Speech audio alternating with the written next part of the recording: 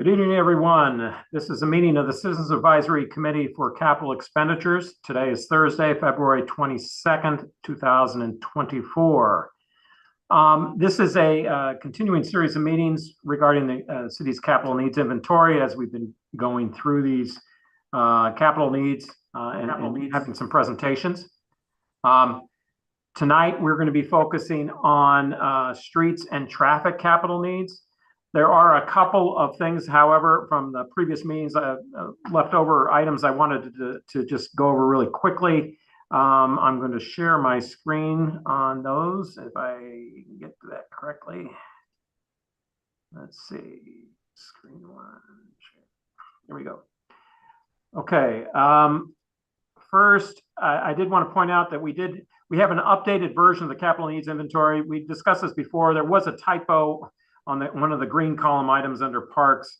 I think it was something like $30 million garage doors. Thank you, Dennis, pointed that out. That's been corrected. So you see the totals. You're going to see that the green, what was undesirable. It's not something we've been focusing on, but it was a difference there. So, but this is posted on the website. And then also, they're following up on some questions regarding the MBE, WBE. I know, Mr. Irons, you had some questions about that. We do have some example projects listed. This also is posted on the website under tonight's agenda. And you can see that Rich has provided some information on those. These are some just sample projects dated as of February 16th. And then there's a larger one related to the convention center as well. And it's got some information under that in terms of the W and MBE participation on those. Again, a lot of our capital projects are ongoing or not complete yet. But if you had any questions on that, Rich could address those. But this information, again, is posted on the website under tonight's agenda. It's just following up on some questions we had from previous meetings. Sure. Yeah. I'll get those links and post it on the chat. That's one of the suggestions. Thank you. So that's covering some of the older material that we had to follow up on from previous meetings. Going forward, we've got traffic and streets capital meetings. Rich, I forget you had given me an order of presentation.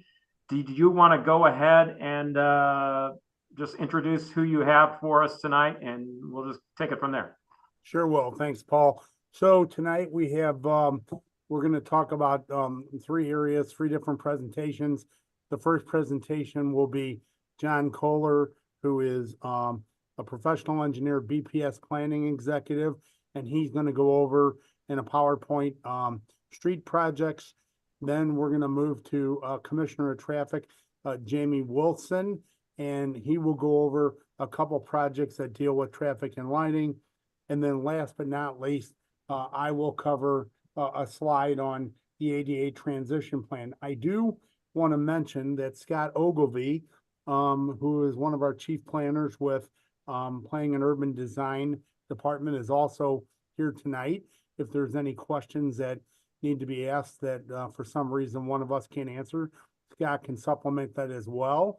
And then also with the ADA transition plan, I am going to present that, but I also want to recognize that Commissioner David Newberger is also on this committee, and David has worked very closely with us for many, many years to get this plan in place. So I would ask that after I make some comments there, if David has anything for the good of the order, that he do that as well.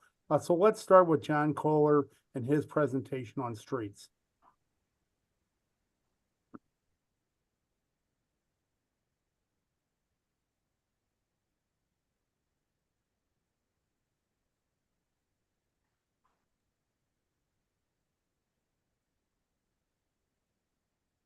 Thank you, Rich, and good evening, committeemen.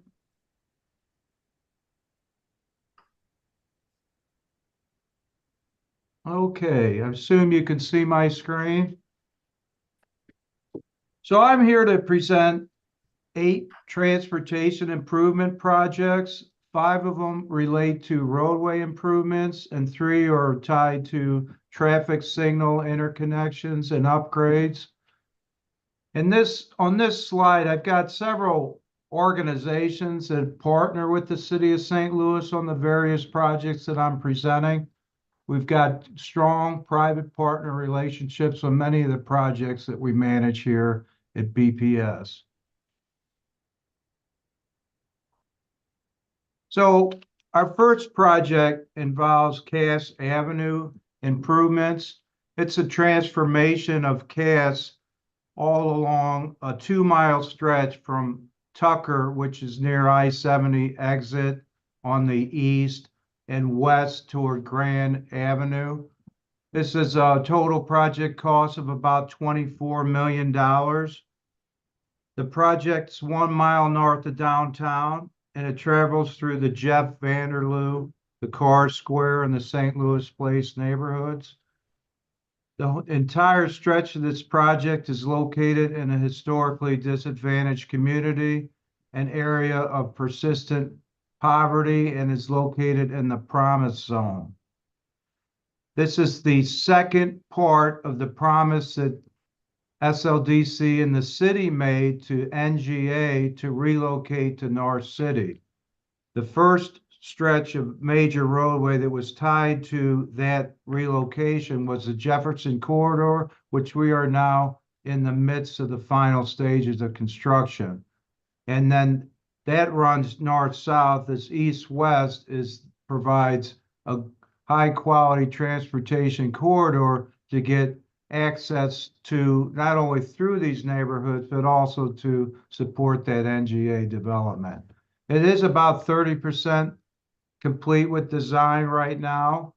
We are planning to submit a RAISE grant next week with the federal ask of about $15 million. Senator Blunt has already provided a congressional earmark for $5 million to support the project. And the ask of this committee and the Capital Committee is an additional $3.8 million, which is about 18% or so of the total project cost. So the project involves lane reduction from 4 lanes to 1 lane in each direction with a median and turn lanes at the intersections. It also provides a high quality multi-use trail for bicyclists, the pedestrians, or other users. New curb on the roadway, new sidewalk. The whole corridor will be ADA compliant. We are raising intersections at the stop control locations, and we're implementing new smart street lights with 5G capability. Traffic signals along the corridor will all be upgraded and interconnected to the real-time transportation intelligence center. And we're going to pilot electric vehicle charging stations along the route at key locations. We've got some landscaping. We've been working with Bi-State on transit upgrades as well. Next project involves Kings Highway improvements from Gravois to Nottingham. This is the southern end of an ARPA-funded paving project and traffic calming project. We did not have enough funding to implement a traffic study that was completed in 2019 by 3 aldermen in this stretch of Kings Highway. This $2 million will support the recommendations that were in that traffic study. Namely, it will be multiple traffic calming and safety measures. We are planning a lane reduction similar to what was done in Hampton.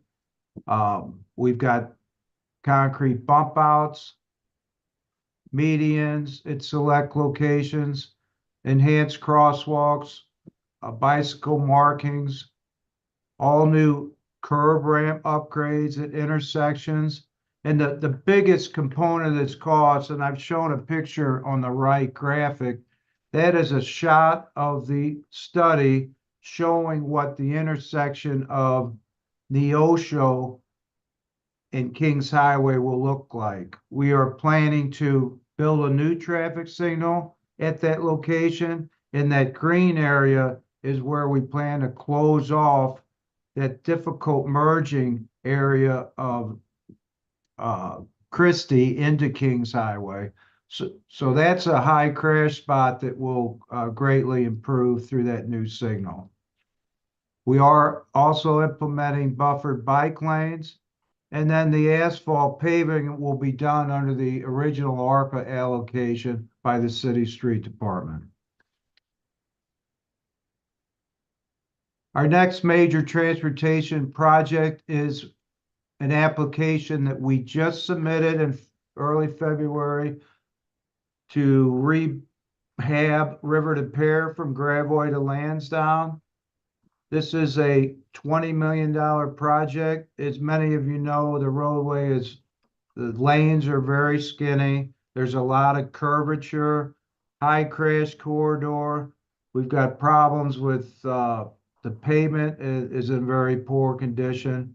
We have submitted this grant and anticipating 16 million in federal funding with the 20% match, as Rich mentioned, 20 cents on the dollar. We would requesting 4 million to support that grant. We'd start design in 25. It would be constructed in 28 or earlier if we accelerate it.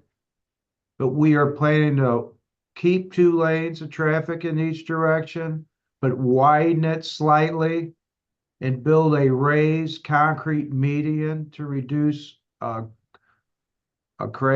crashes. We're looking at auxiliary acceleration and deceleration lanes at Chippewa, dedicated turn lanes at all the northbound intersections.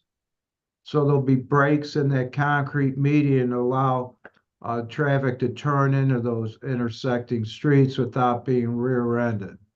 New guardrail, high friction pavement at the crash locations, and some directional signage, chevrons where you've got a curve in the road, just to increase awareness of upcoming curvature of the roadway.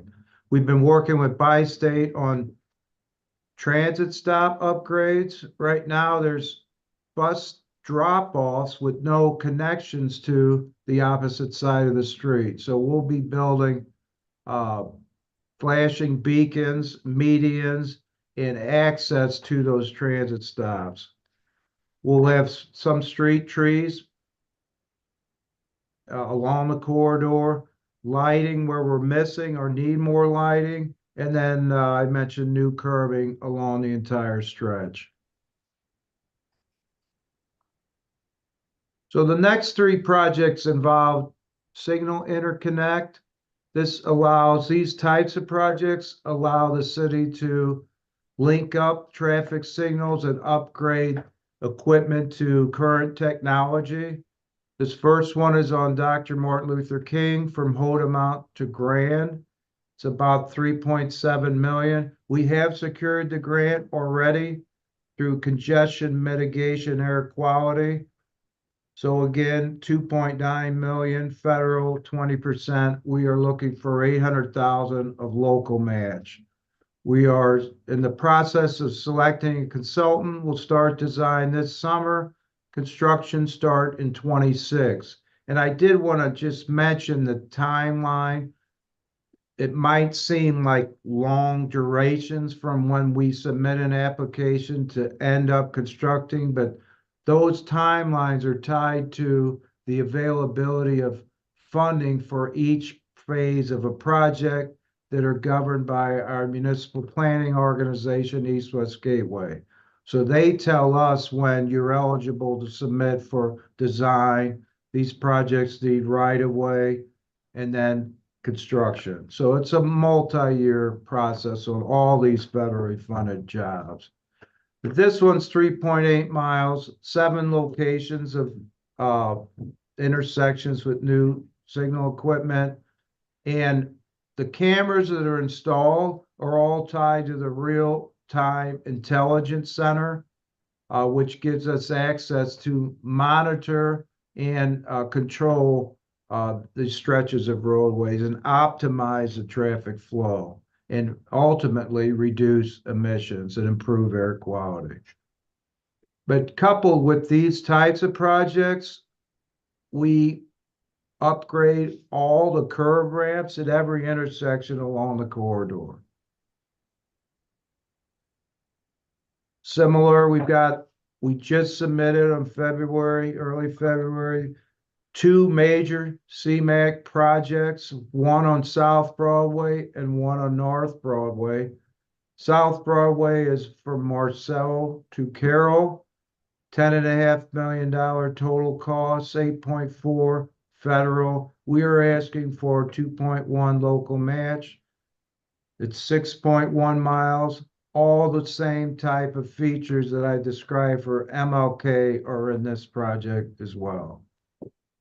There's 21 intersection signal upgrades in this stretch. And very similarly, we submitted the North Broadway interconnect, worked very closely with streets to identify and prioritize these projects and which ones the city would pursue in this particular year. We submitted this in early February. Cass to Riverview. This is 7 million, 5.6 CMAQ, 1.4 local match request. Also start design 25, construction at 28.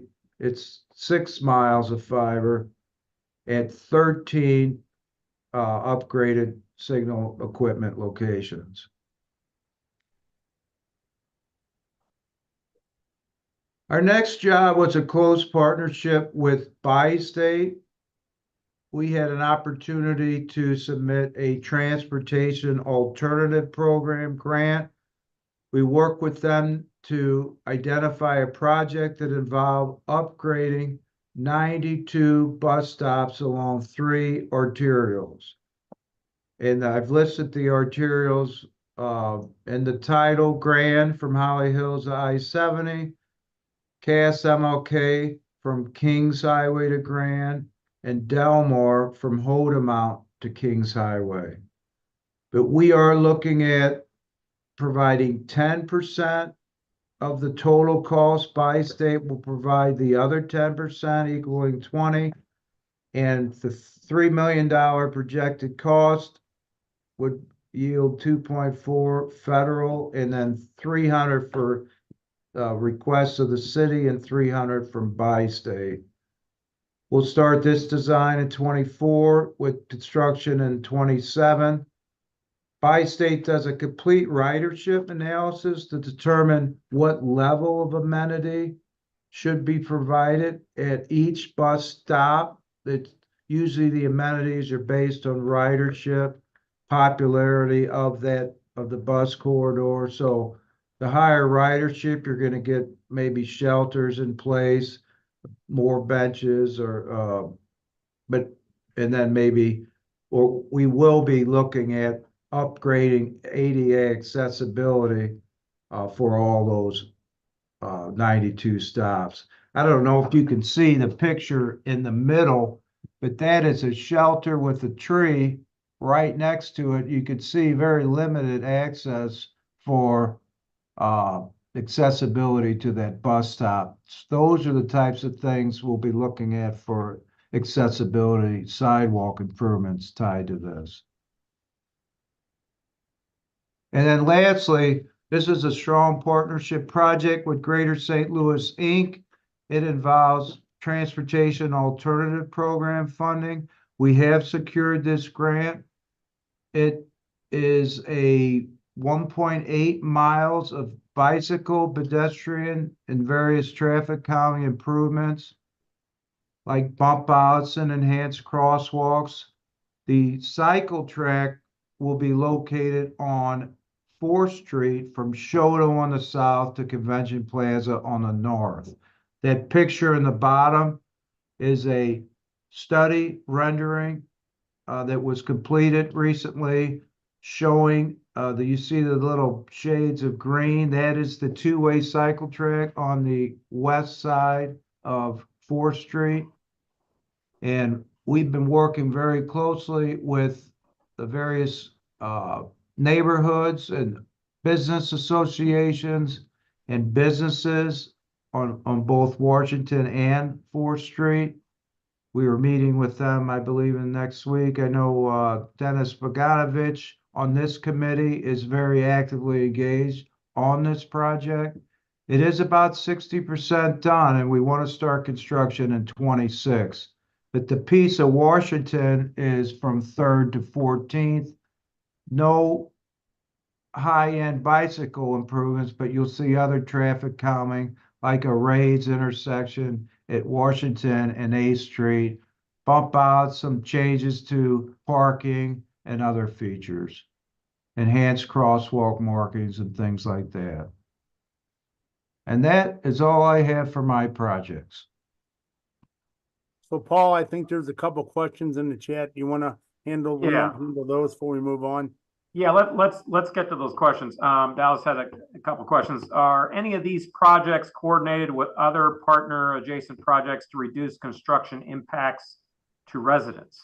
So I'll start that conversation and then see what John or Scott might have to add to that. But John showed you a slide up front of all the organizations that are involved in partnerships with us as we do projects across the city. Beyond city agencies, we work with any organization in the city, including the aldermen, the neighborhood groups, and so forth, to make sure everybody is aware of what we were doing. And remember what John said is that the funding deadlines or timelines are really dictated by East-West Gateway. So what we try to do is to get the grant first, see what our timelines are, let folks know what the timelines are, particularly aldermen who are going to expend ward capital funding, and make sure that we're not doing something that is going to, impede or be tore up later at a different point in time. John, you want to add any comments to that? No, that's well said. We work with the utilities to let them know what our plans are and timelines and encourage them to do any of their capital upgrades. And then any developments along these corridors, we might become aware of them as we're engaging the community of future exterior improvement to a property or what have you, and we work with them as we are aware of those types of improvements. Okay, next, are there funds being earmarked for future maintenance of these improvement projects? So my comment on that would be this. Any project that we do that is federal, we are required to sign in the grant assurances that we will maintain it and keep it up to standards. And so not exactly per project do we put money into a pot, but I will tell you that there is roads and bridge funding, that is capital funding. There is St. Louis Works funding for repairs to roads and bridges. And the street department as well gets funding for their typical maintenance. So between all those different pots of funding, we keep these projects maintained well once we build them. Because remember that when we apply for future grants, if we're not doing something we're supposed to do, that hurts us going forward. John, you have anything else there? Oh, that's well said. Thank you.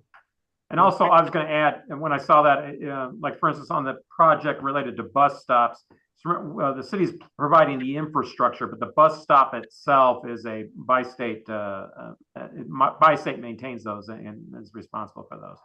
That's right. Okay, next, when Spire Ameren dig up a street for work, who is responsible for certifying that the patch job is acceptable? And what ramifications are there when the street is not repaired or in a sufficient manner? Very good question. So I will take that one, and I will ask if Scott or Jamie have anything else to add beyond that. But what happens is they are permitted through the city to do their work. The street department then, street division, street department then works with the contractor, the utility, whoever's doing the work in the right of way, make sure they have proper traffic control and so forth. And then there is a final inspection completed through the street department when it's all said and done and signed off on. So streets does not report to me. Jamie or Scott, any comments on that? No, I think, oh, go ahead. Go ahead, Jamie. You first. Okay. I think Rich described it well. When contractors do work in the right of way, they're required to pull a street permit for blocking a lane or excavation within right of way. And as such, they're linked to an inspector who monitors that permit, especially for the final sign off on how the pavement's been restored to verify that it has and the quality in which it has. And it's the contractor's responsibility to do that. The streets doesn't do that and then get reimbursed or something like that. Is that right? They do, and I'm speaking for the street division, but they do have agreements where the street division will come back and finish off the last couple inches to top it off. Sometimes if it's a dead of winter, they may just have the contractor fill it all the way to grade with concrete. Instead of leaving that in that situation for 5 or 6 months till summer. So it varies. Okay, thanks. And let me just add on to that one because a lot of people may or may not understand that last comment. So asphalt plants typically close from November the 15th until the beginning of about April. And so what Jamie's comment refers to is that if they're working in the dead of winter on an emergency project in the right of way, rather than leave it at a sub level where cars are bouncing through that, what they will do is allow, even on an asphalt street, a contractor to fill it all the way to grade with concrete, so that's a level driving surface. Okay. And I did have a follow-up as well. So when we talk about priorities and funding, obviously when we've got a grant secured, and so we've got the funds for the project, that sort of moves it up on the priority level simply because we've got the funding there and all it requires is the match. So when you talk about these are grants that have been secured, I understand that. In terms of the ones that we are applying for, is there a typical time in which it takes to hear back and then whether or not the grant's been awarded, or is it just varies from project to project? John? Sure. So the majority of the projects that have not yet been secured, and they are the STPS, Surface Transportation, the CMAC, and the TAP projects, when they're solicited, say February 8th, which was this last round, typically at East-West Gateway's Board of Directors late August meeting of 24, there'll be a final answer. But it goes through several committees prior. It goes to the Transportation Planning Committee in May with a recommended by East-West Gateway staff. That TPC recommends to the Executive Advisor Committee, I think in the June timeframe. But the final confirmed decision to determine that that grant has been awarded is the end of August of 24, the same year that it's applied. Okay. But one of the benefits of asking this committee for these, for one, we're very confident that we'll get the funding. And then by having the funding in place, we can then begin selecting our consultant, writing an enabling ordinance, and get that all in place without being behind the 8 ball. If we could get this money earlier, we could start designing the project on time or ahead of schedule. All right, thanks, John. Yeah, and Ivy had a question, and I'll jump to it now, but simply because I don't want to forget it. But is there anyone on staff coordinating the schedule of utility work with planned street maintenance? So in other words, and I think, correct me if I'm wrong, Ivy, but for instance, when we go out and do some paving and then a utility comes in and tears it up, I think that's what she might be getting at, is that coordination between the two so that we don't have that type of situation where new paving is torn up for utility work. So yes, so let me break it down into 2 different ways. So for example, the 5 corridors that we're doing from north to south, that we're working on ARPA funds now. The utilities have all been involved in the design and the construction, and they are aware of what we're doing. When it comes to typical street maintenance, the street department handles the milling and the paving. And so the street division coordinates with the individual utilities, which are generally Water, Spire, and Ameren that are in the public right of way. Now, I want to caveat that, and I said this yesterday in a committee hearing, and it's important everybody to understand this. You can coordinate until the cows come home, but if there's an emergency and there's a break or there's a problem, it doesn't matter whether we pave the street or not. They are going to come in and they're going to have to cut it up in order to do that. We try to minimize that so that we don't pave a street and they come in every 10 feet and cut blocks out of it. But at the end of the day, there's always this agreement that when emergency work happens, they come in and they fix their utility. Correct, Jamie? That's absolutely correct. Thank you. Okay, thanks.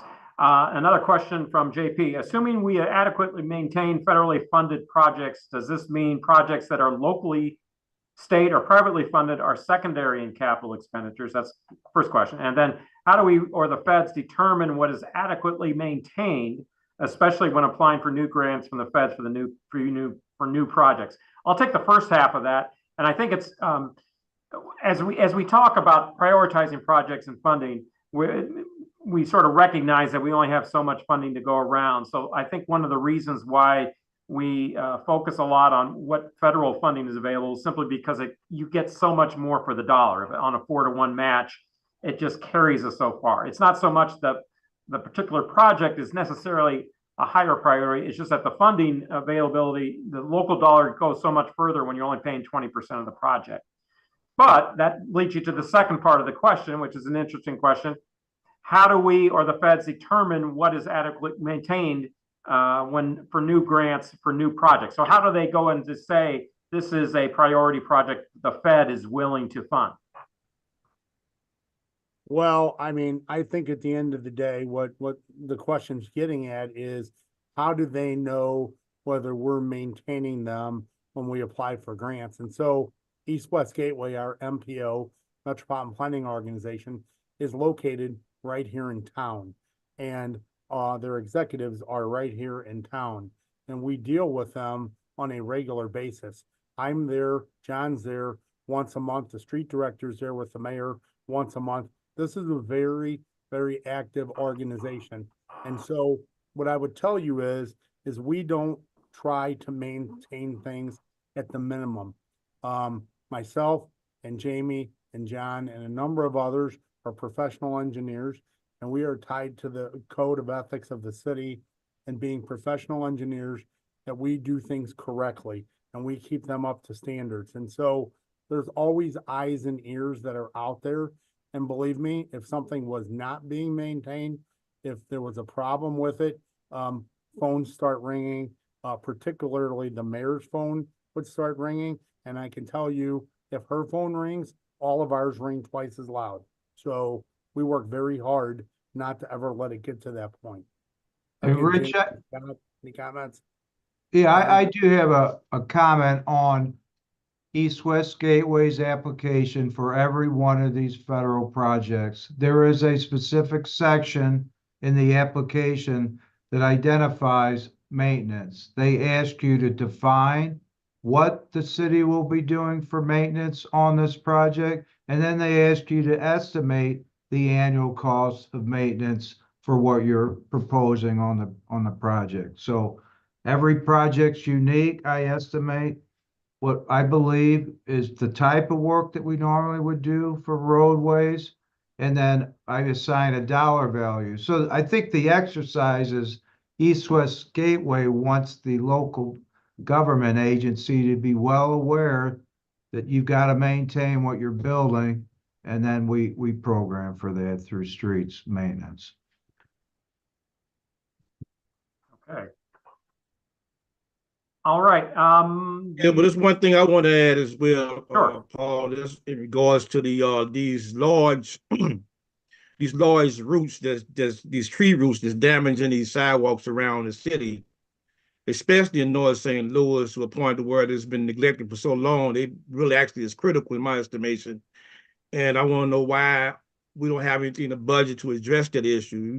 We got citizens, especially seniors, cannot even go down the sidewalk. They got to go in the streets, just go all around just to get to their houses because of these sidewalks are damaged by these big, large tree roots.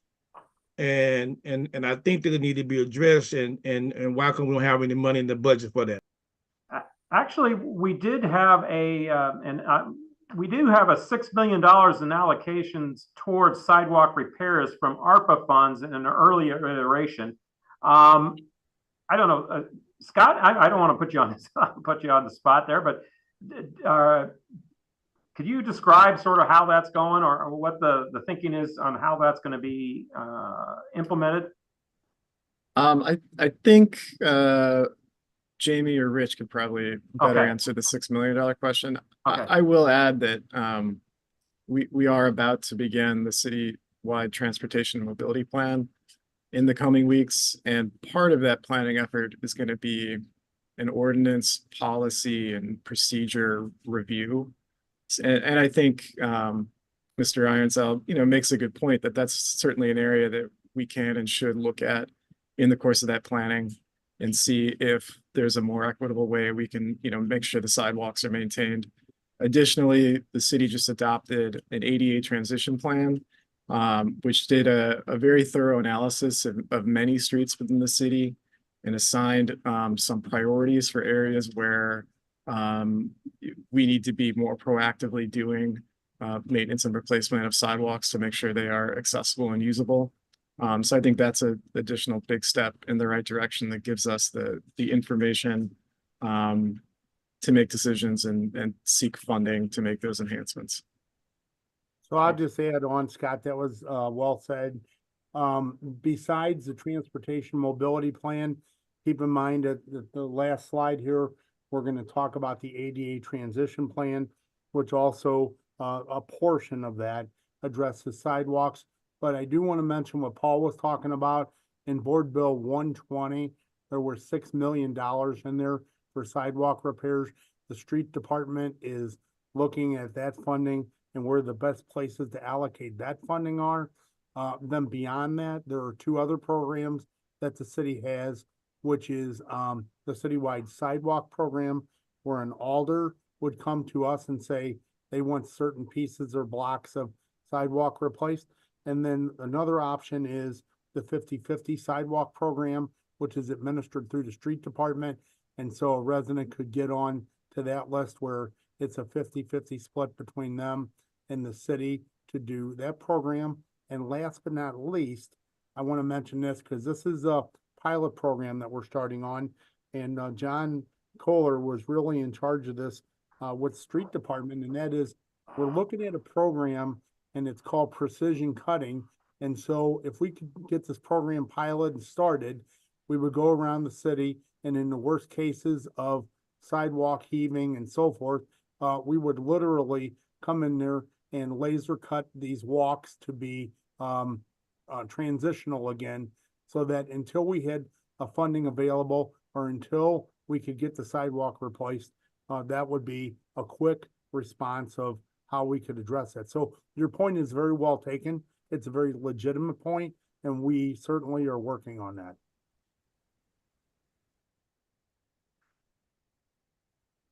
Okay, we do have a follow-up question from JP on the answer to the previous question on the federally funded projects. Basically, how do we balance the proposed maintenance fees that we were talking about with the backlog of capital expenses accumulated over time? And is that backlog taken into account when determining funding for new projects? So given the existing amount of inventory that we have to deal with, do we take that into account when we go out to get new projects funded? I would say we do. I believe that, we fund roads and bridge money. And Paul, you could probably speak to that a little bit, where that funding comes from. But that's generally a pot of money that is provided to us to do maintenance and roads and bridges and the amenities, so forth. as we go through this, but generally what we don't do is program a portion of these capital funds for maintenance. That's either done, like I said, through, that other capital fund we talked about. It's done through St. Louis Works funding. It's done through 1010 budget funding to the street department, or even at the very worst case scenario, at times, the aldermen throw some ward capital towards it as well. But there are a number of different areas where that maintenance funding could come from. I would say generally it's in the street department's budget to do its general maintenance of the streets and things within the public right of way. And a follow-up to that follow-up, which is the feds, do the feds take that into account? I'm assuming they do when we do the applications, but I guess that's the question. Well, again, like I said before, and John mentioned that it is in the application. I'm really glad he mentioned that. So there's an expectation going into the grant of what is going to be done. And so at the end of the day, if something would be in disrepair, and we would get a call about it, we would fix it in short order. I honestly cannot tell you that we have received any calls in the recent past from the East-West Gateway or MoDOT or the feds saying, hey, something's in disrepair and you need to get out there and fix it, unless it was created by a vehicular accident that came up and somebody just happened to see it before it got turned in. But generally, we're very, very good about the maintenance. All right. Are we ready for the next segment of presentation? Would that be the traffic division? Yes, that'd be Jamie Wilson, Commissioner of Traffic. Hey, Paul, do you have the slides there? Or do you want? Yeah, I can pull that up. Let me do Thank that you. right now. Let's see.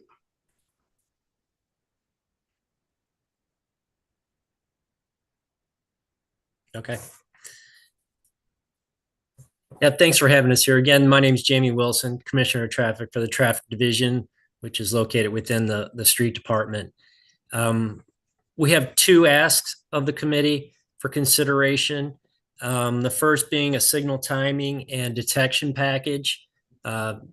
This is something you see from similar to what our local neighboring agencies do, such as the county, St. Louis County and MoDOT, where they farm out their traffic signal timing. Typically on 5 to 7 years, you revisit your signal timing. So similar to that, this would be something where a consultant comes in, develops new signal timing, optimizes it for the current traffic flow, as sometimes patterns change, volumes change, to make sure you're meeting that demand of traffic. In addition, we would couple that with some additional vehicle detection installation. That helps us combat when there is no activity on a side street, for example. You're not sitting there to signal where you're waiting for nobody. Okay, so this allows us to put that equipment in the street to allow the traffic signal controller to tell if someone's there or not. If there's someone there, then they allocate the appropriate amount of signal time. If not, then it can return back to those coordinate phases on the main line. A goal, some pretty simple goals of this that we, as well as the county, MoDOT, and a lot of folks do in national best practice, is to try to reduce your unnecessary stops through a corridor. And that's the unnecessary idling due to a side street being up with no activity on it. A number of stops where your timing has perhaps been outgrown by the traffic that's driving it. So when they optimize that, in my 25 years of doing these type of projects, you can expect anywhere from 10 to 20% reduction in travel delays through a corridor during your peak periods of commuter traffic. And that's pretty substantial. That leads to, I've shown a couple estimates for lowering your fuel costs, less vehicle idling time, translates to less fuel consumption and less times you're filling up the car. It also results in a lower vehicle emission from those cars not starting and stopping as often or sitting there idling at a signal unnecessarily. And another benefit of such a thing as retiming your signals is that our signal timing cycles can be lowered. I think you would see this probably more typical on the far north and far south of all of our corridors, north-south corridors, where the traffic patterns or levels of volume actually have dropped as you get further away from those feeders, those interstates that are bisecting those corridors. So that allows us to lower those cycle lengths. So when you're a pedestrian, it translates to a less amount of time you're waiting there to cross the street. We've estimated this signal timing by consultants and vehicle detection installation by contractors to be approximately 2 million for our ask. Jamie, I don't have my inventory in front of me. Was this a matched, or was this strictly 2 million local? This was straight up just 2 million local. Okay. And I don't know if you want to take questions on this or proceed Yeah, to the next one. well, I tell you what, let's do your next one and then we'll go to questions. Sure.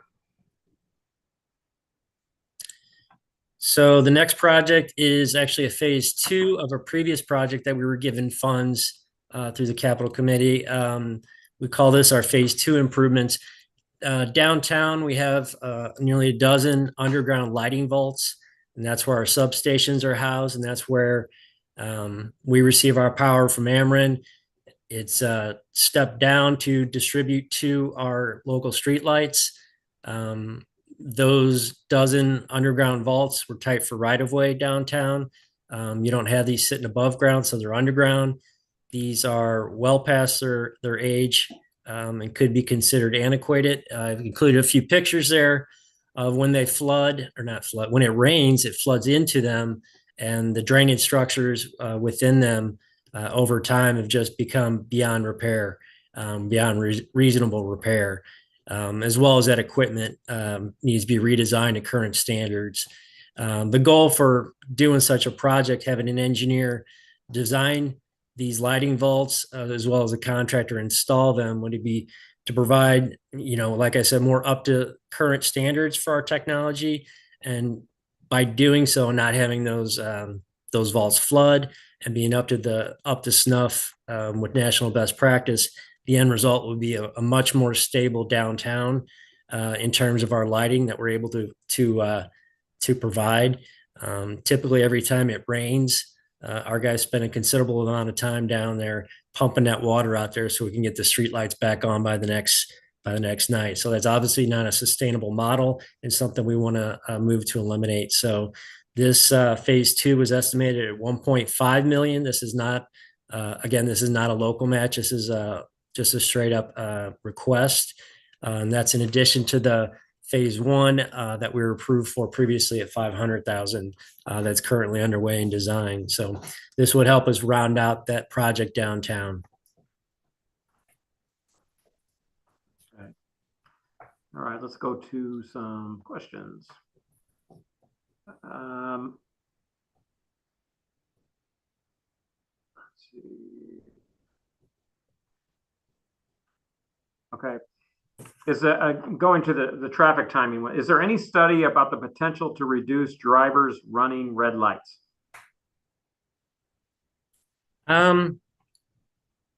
With traditional signal timing, all that we can do to stop the bad drivers is to make sure that we've at least provided the correct calculations for those vehicle clearance intervals, which being your yellow and reds.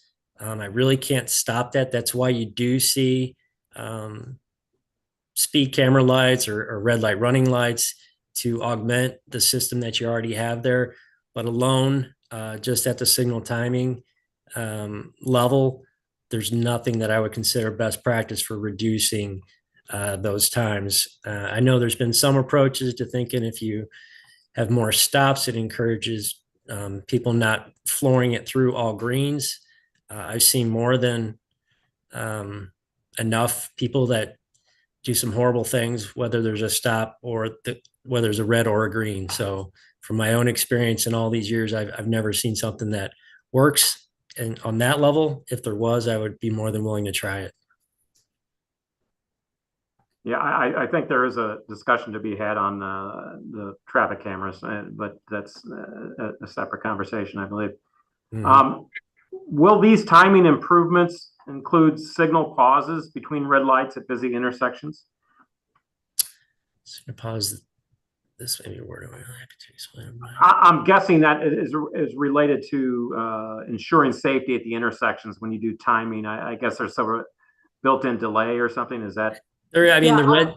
Oh, go ahead. Sorry. I'll come No, go off ahead. mic just to explain that further. So yes, there are some intersections that I've noticed, maybe the math and the timing might be off to make this more possible, but there are some busy intersections that I notice when there is a red light, like say I'm going north to south, I'm stopped at a red light. There is a pause between east and west getting their green light. Like everybody is red for a period in time. And so I'm wondering if these timing improvements will include more of that throughout the city, because for me personally, and I'm a transplant, so I've had to learn the wild, wild west traffic rules of St. Louis, and trusting cars and not traffic signals. But that seems to be like a really safe way for people who maybe not are not as familiar with our wild, wild west traffic rules, to take a pause before getting through to the intersection, even though they may have a green light.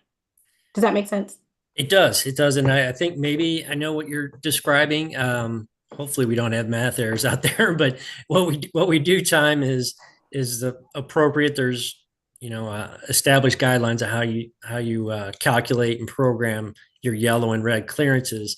Sometimes it may seem like there's a more of a pause between, but I think maybe you might be seeing that more in the city here. We do utilize almost nearly everywhere a leading pedestrian interval where the side street has just terminated at red, main line comes on, the walks actually come on with mainline traffic north south, for example, like your example. The walks will come on first by themselves, and then about 3 or 5 seconds later the green for mainline comes on.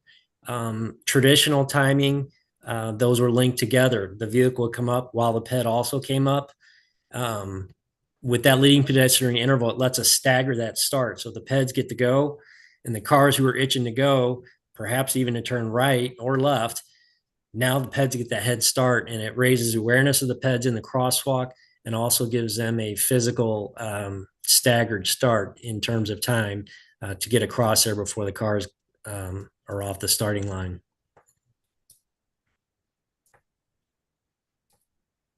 Do these new signals allow for prioritization for transit and emergency vehicles?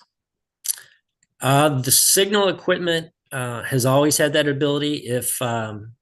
If you have there are some old, the city did utilize some emergency preemption in the past. It's the same technology that's used for the lower prioritization for preemption associated with transit. So that's emergency and transit, utilize basically the same technology to interface a controller to preempt normal flow for that prioritized flow for those two types of modes. You would need additional exterior equipment to interface the controller and enable to do that. The main equipment is present in the signals. You would just need less equipment. Most of the work is done. The brunt of it's done. You just need some ancillary equipment to be able to utilize preemption for both transit and emergency. That's in the vehicles themselves and not in the infrastructure. Is that what you're saying? Or traditionally, like the old style optical preemption, you would install a transmitter on a fire truck, and you would install an optical receiver at a traffic signal located on the mast arm. The fire truck going through with the blinking lights, not the red blues. It would be a white flashing light transmitting from the fire truck. There'd be an associated receiver on the other end receiving that, and that would translate into the traffic signal controller to say, hey, it's time. There's a fire truck coming. Let's push green to main line the way they're coming. The newer technology has more GPS based, where the fire truck has a device installed on the fire truck, and it communicates through the cloud, which has some associated equipment hooked into our traffic operations center, which hooks to our traffic signal server, which also hits that signal. So it's all done with the existing infrastructure, through the cloud with just a device installed at the fire truck versus a transmitter on top of the fire truck and additional equipment inside the cabinet. So a lot of different ways to do it. The newer technology is less demanding on additional equipment. Hey, Paul, if I might add, the city has been having conversations with Bi-State to pilot a transit priority corridor and possibly pursue smart city grants for that type of new technology. So it's an ongoing, active conversation. Okay, thanks. Next. What was included in phase 1 of the lighting vault project? That's more, we're still developing our specifications and design needs and parameters for our consultants. I wish we'd be further along, but with ARPA and a lot of things going on right now, there's a lot of issues we're addressing now. But this will be in concert with phase 2, with phase 1 setting the way for it. How many vaults are there, by the way? 10 or 12. Okay. I have to look up the number. I can send that to you later if you want. Okay, great. It's actually 11. It's on capital inventory. And what I would just say about it is it's the start of it, and it was just funded partially because of the amount of funds that were available. So it gets the project going. So imagine if there's 11 vaults that it knocks out 2 or 3 of them, right? And then as we add funds to it, we'll just continue to go on down the line, taking from worst to best, replacing those vaults. Okay, and so this is a follow-up. So the phase 1 was a concept and design, and a phase 2 is actually going to be the construction. Is that a way of looking at it? I think phase 1 will probably have, and Jamie, you can add on to this, probably have a little more than just concept. It was 500,000, so I would think we'll get possibly a couple of 3 vaults done with the design work as well, and then have the design in place moving forward for the rest of them. That's correct, Rich. Okay, great, thanks. I thought I saw a message with a hand raised, and I didn't. Since I'm sharing screen, it's hard for me to. Was there a hand raised earlier? Someone? Okay. All right. Okay. So going back to that's traffic division. What is the next? I believe ADA, right? Yes, if you would pull up that slide, I'll go over it briefly. Let's see. There we go, and I'll share again. Thank you.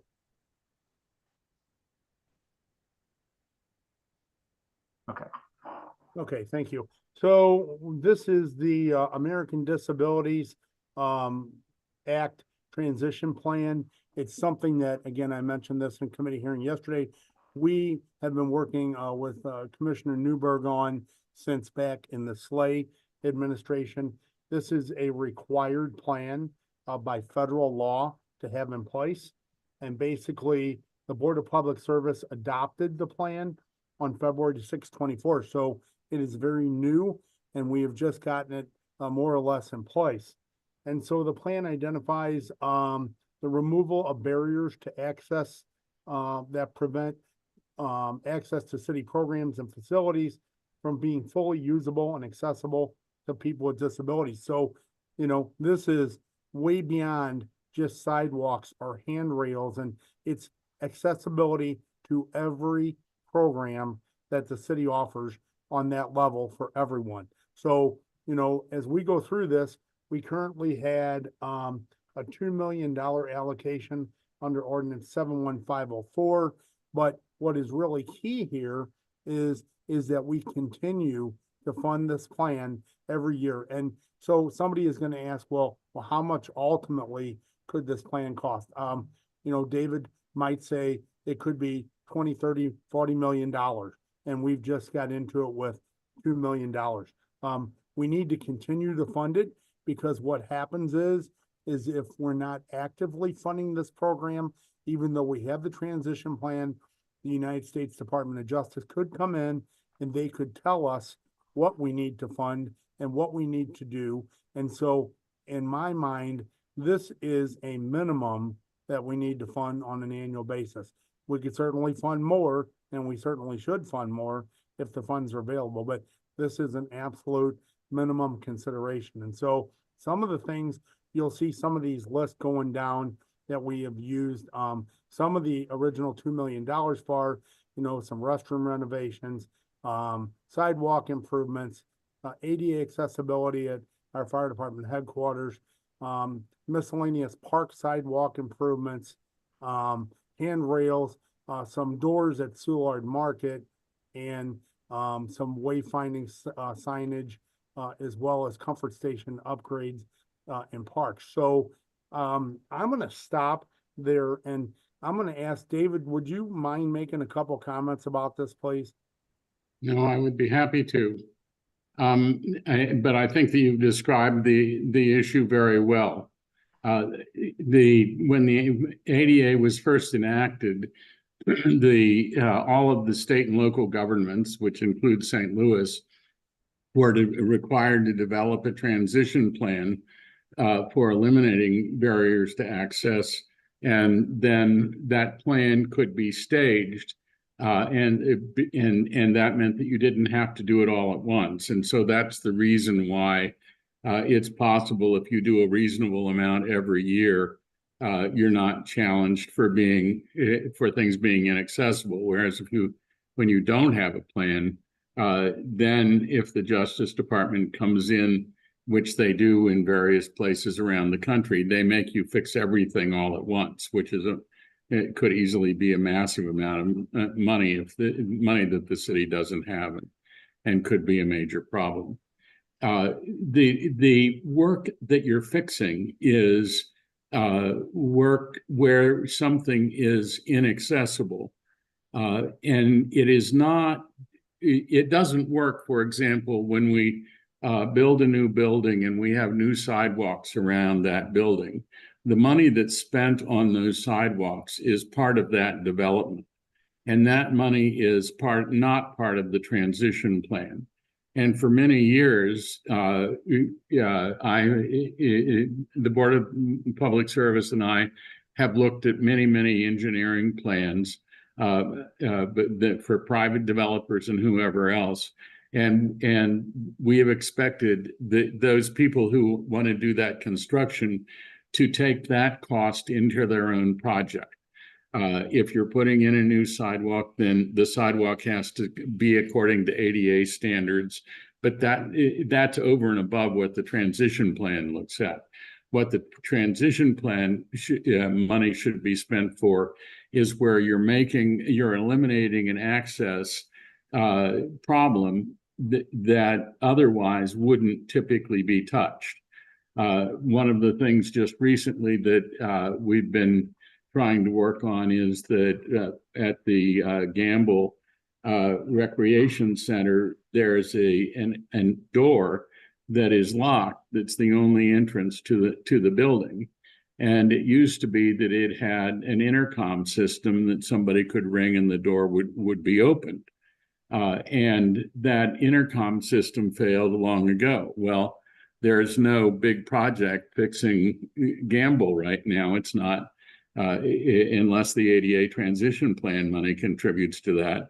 So the transition planning money that we're doing right now is to fix that intercom system so that people in wheelchairs can actually get into the Gamble Center. There's a lot more that needs to be done in the Gamble Center and many other places in the city. And so what we need is this allocation of transition plan money to fix things that otherwise would not be touched by development in the city. And so one great example of that is that when we repave these long arterial streets, the city is obligated under the ADA to make the intersections pedestrian accessible as you go along. That's not transition plan money. That's simply, if you're going to repave, you incur the expenses, you internalize the expenses of help allowing people to get across the street. So it is important for us to understand this distinction, so that just because we do something that's nice and fully accessible, we can't just hang "this was transition plan money" on it. what we have to say is that's part of the project that we're doing. And then we need to go in the city and set priorities. The transition plan gives us guidance on how to set priorities, but a lot of the priorities, when you have any given money available, it should be responsive to citizen needs and circumstances that disabled people are having problems that they ought to be dealing with. I'm hoping the next money will be putting in some accessible traffic signals down in a south part of the city, because there's a series of people who are blind down there and who need to cross some streets to get to Metrolink, which is one of their major ways of transportation. Well, nobody would have that in mind to do that except for the complaints of those citizens, and makes sense then for us to give some significant priority to that problem. Thanks, David. And I'll just add on again, just to make sure, you heard when John was presenting the street projects, the signal interconnect projects, the street type projects, we do the ADA accessible ramps as part of those projects. That is not transition funding. That is all part of the project. When we work with developers, we require them to build to ADA. So every project that we're doing, we are instilling that requirement above and beyond this. So this is for existing conditions for programs around the city. The idea with the ADA transition plan was we hired a consultant to work with my gentleman, ADA coordinator, and David, and go through and do inventories and come up with a plan of how to rectify some of the worst situations that are there. So I think that's a good introduction of it. Paul, it looks like we have a number of questions. We want to go to those. Yeah, thank you, Rich, and thank you, David. One thing I did want to point out too is that this often throws me when you see something called a plan, because it sounds like it's more administrative rather than physical. But when we talk about this, we're actually talking about, sure, there is coordination and identification of the need, but these are actual physical projects that we are doing with these funds to make things more accessible. As well. So I just wanted to point that out, because that always jumps out at me, and I'm thinking, well, we ought to say transition plan and projects or something like that, just to give it that sort of concrete notion that there are projects being funded. Yeah, let's go to the chats. Let me go back to the beginning here. Okay. Most of our parks are nowhere near ADA compliance. How are park sidewalk improvement projects prioritized? So if I start these off, David, will you supplement me, please? Do you want to say something first? Yeah, let me just make a couple of comments. So all these parks are part of, this inventory that is completed. And so, I think, again, whether it's a park, how it's utilized, what the facility is all part of this assessment that was made. And so they would be on the list for, repair of the sidewalk, if that's the case. If it's the playground itself, I know that when the Parks Department actually replaces playgrounds, they are ADA compliant, I believe. And I know when we do them through BPS, and we haven't done any for a while here, they are also ADA compliant. But keep in mind that I also mentioned to Mr. Ironsell earlier that we're going to work on this pilot program of this precision cutting of sidewalks and things of that nature to hopefully be able to quickly address some of the big sidewalk issues in the streets and parks. So David, you want to tail on behind that? Sure. First of all, what I'd like to say is that there is a lot of constructions that the Parks Department has done in the last few years, or maybe many years, but there are a lot of, for example, restrooms that have been rebuilt to provide accessibility. That's been going on well before all of this discussion got started in the city.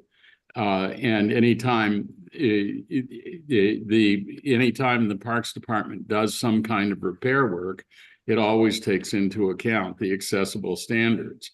Then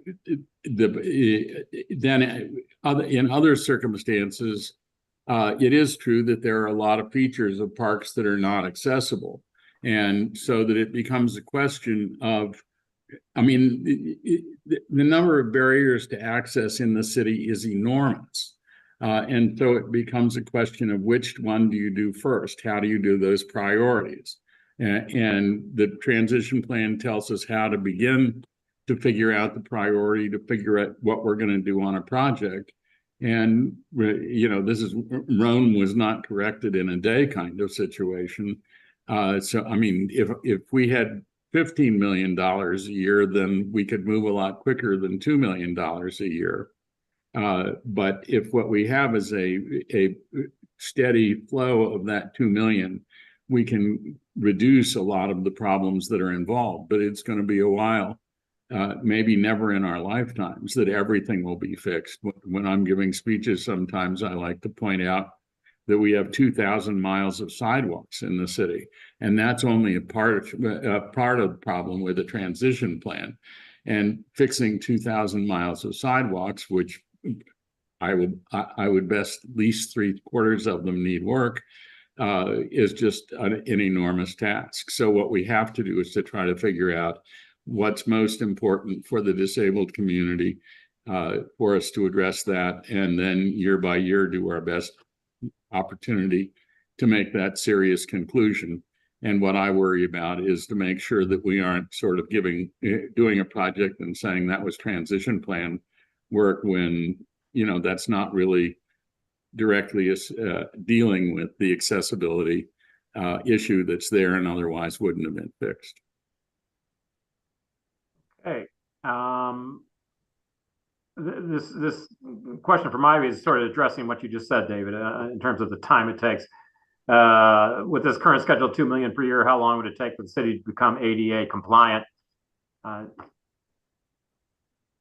my answer is that no old city is going to, perhaps in anybody's lifetime, become fully compliant. It's a process of moving closer and closer to it. And I think that's the defense under the ADA, which it's a defense that is good for the disability community. If you're trying, then, you know, you're doing what best you can do, and you're being proactive. So I think that's what puts us in, I think that is in compliance with the ADA. How much of the city is ADA compliant already from downtown out to the city limits? I don't know if there's how do you gauge that, or is there an assessment of that? No. How many buildings does the city have? 170 some, I think. Yeah, it's 150 basically. Yeah. I mean, they aren't all compliant. And it's important, while we are always talking about sidewalks, it's important to remember that it's all of our facilities, not just our sidewalks, that we're talking about. Does the ADA plan have a full inventory of ADA sidewalk deficiencies? Also, No, how is the inventory list prioritized? As some of these things you've already hit on, but in case you want to add on it. Well, in terms of the inventory of all deficiencies, sidewalk deficiencies, we're not going to get to all of the sidewalk deficiencies. So that what we need to do is to identify some at some level of importance, or at least spread them around the city, and work on those and do an assessment of chunks of parts that we reasonably can work on in the not distant future. Because if you tried to do the whole city and spend the money on doing that, some of it you wouldn't get to 20 years down the road, and by then it would be changed or deteriorated more, or whatever the population could have moved. So that it is important that assessments, the transition plan be a cyclical kind of thing. It does some assessments, and then it makes some corrections, and then it does some assessments, and those things are going on simultaneously all the way through the process. And then the second part of that question is how is it prioritized? I think you touched a little bit on that in terms of the individual needs of the community in a particular situation, whatever it is on a particular intersection or something that's been identified or.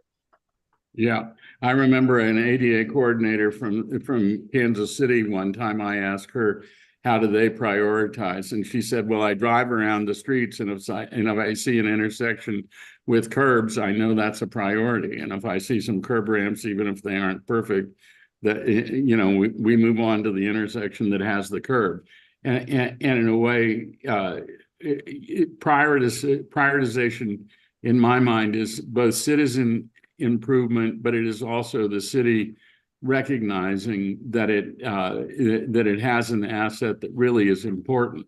Right now, I've always worried about how much money would be spent on City Hall, but right now, there are no accessible men's room on the public floors of City Hall.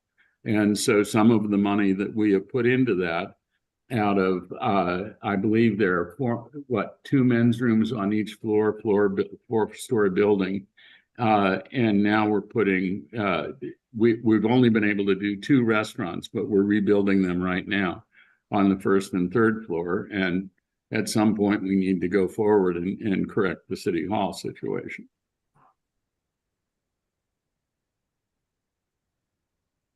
Do we have a list for each city park that is still needed? Each city, I'm sorry? Do we have a list for each city park that is still needed? I guess. I mean, it's that same thing. In some ways, in some ways we need to hear from the Parks Department. We need to know about utilization of parks. And to me, as a matter of fairness, we need to spread things around the city, not necessarily, obviously not concentrating on the central corridor, but, you know, trying to make sure that we're working on upgrading the parts of the city that many people live in, and the areas that have had the problems, the equitable, unfair kind of neglect, that we focus on cleaning those up. And that illustrates there are certain government policies. We believe in trying to have an equitable community. Well, we should take that into account as we're making our prioritizations. Okay. That's, I believe that's the final presentation. Is that right, Rich? Or do you have anything else on? No, I believe that's it. And thanks to everybody that presented, and thanks, David, for jumping on and sharing your expertise. Great. No, yeah, and thank you guys for both presenting. I do see, Ivy, you had your hand up. Is that from an old, or is that, do you still need it? Still have a question? I do have some clarifying questions. Yeah, Okay. if I may. Where does this, I understand that, we've got the ADA plan, we're moving forward with it, and that keeps us compliant. But also, if I'm not mistaken, that the Adults with Disability Act was passed in the early 90s.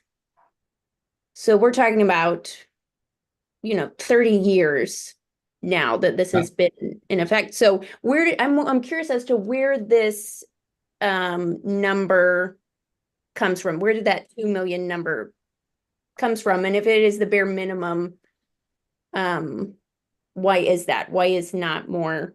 Obviously, the city budget is always going to be limited, but where does that number come from?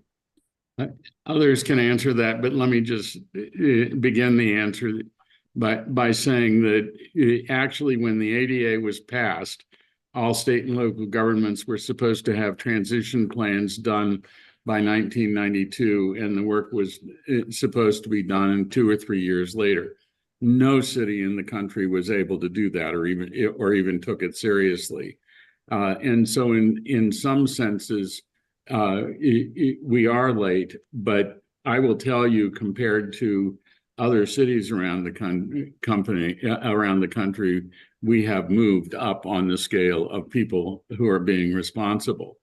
And indeed, that's the reason that we have the plan and we're trying to eliminate barriers every year is very important, because the Justice Department goes around and looks for people who are just blowing the issue off. And you know, that then you start getting into litigations and all kinds of expensive collateral kinds of things. So then the question is, well, is $2 million a year enough? You know, I have no idea, but you got to do something, and there's no benchmark that answers that question. Yeah, I think that's a good question. I depending on what your particular topic of conversation would be, I know Rich could opine and talk to you about streets and bridges deficiencies and how much we need to be putting in that each year. And as you heard last week from Parks talking about their buildings, say, oh, how much we need to put in there each year.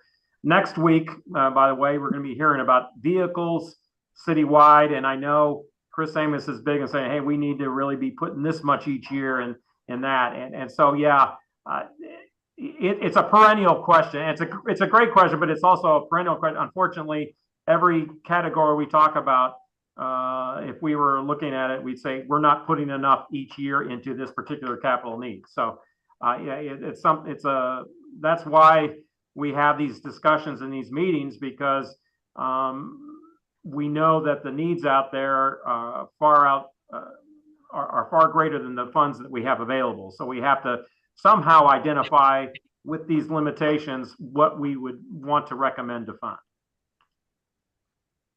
So I would just add on to that and say, I think you guys explained it very well. And, you know, when we have a capital needs list that's in excess of $500 million, and you start looking at critical needs that are $168 million, and the pot to go around is about $36 million, it becomes really difficult to try to determine which ones are more important than the other ones, because let's be honest with you, they're all important for one reason or another. And so, I mean, it would be easy for all of us if we had $200 million and we could do some of the yellow and all the red and get through all this. But, you know, what we try to do is through conversations with folks like David and the street director and parks director and so forth, is we say to them, you know, something is better than nothing. And we want to make an effort. And in this case here, something has to be better than nothing, because we don't ever want to get into that situation where the United States Justice Department comes in and says, oh, well, you have a plan and you spent $2 million and now you stopped. And so they don't worry about the big list. So we're trying to be responsible stewards and say, we got to keep doing something. And we just felt like $2 million would get us something equitable where you could do something, you know, in different areas of the city. You start getting much below that, and all of a sudden it looks like you're minimum funding something just to get by. And that is truly not the case.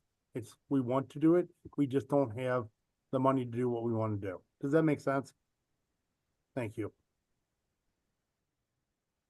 Okay. Let's see. I think we're coming up on the hour. Was there any? I thought I may have seen another hand raised, but Yeah, this mine's Paul. oh yeah, go ahead. Go ahead.